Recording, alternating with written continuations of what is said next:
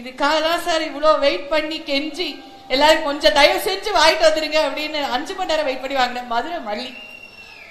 மதுரை மல்லி. இந்த மதுரை மல்லிக்கு இவ்வளவு அழகான பொண்ணே தேவையில்லை. அந்த மல்லியே ரொம்ப அழகா இருக்கும். உண்மையிலே வெறும் சௌரிய மட்டும் மாத்தி அந்த சௌரிக்கு மேல இந்த மல்லிகைப்பூ போட்டாலே ரொம்ப அழகா இருக்கும். எப்படி சௌரி வச்செல்லாம் கண்டுபிடிக்கிறேன்னு தெரியல. சரி, ஓகே.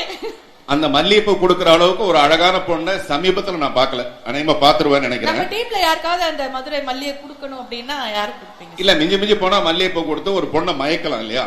வெறும் மயக்கத்துக்கு அதை பயன்படுத்தாம மல்லிகைப்பூ வச்சுக்கிட்டு ஒரு மத நல்லிணக்கத்தை உருவாக்கலாம் நான் பாக்குறேன். அந்த மத நல்லிணக்கம் இங்க மதுரையிலே இருக்கு.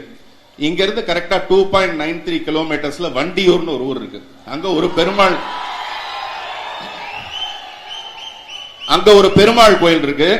அந்த பெருமாள் கோயில்ல உள்ள துலுக்க நாச்சியான்னு சொல்லிட்டு ஒரு அம்மன் இருக்கு.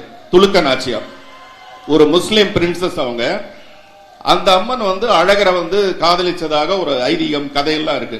நான் என்ன நினைக்கிறேன்னா, இந்த மல்லிகைப்பூ ஒரு மாலையா கட்டி அந்த துலுக்க நாச்சியாரை கொண்டு போய் படைச்சு வரலாம் நினைக்கிறேன். இதுக்குதான் பார்த்திபன் சார்ட்ட கேட்கணும் இந்த கேள்வி எல்லாம் அப்படிங்கிற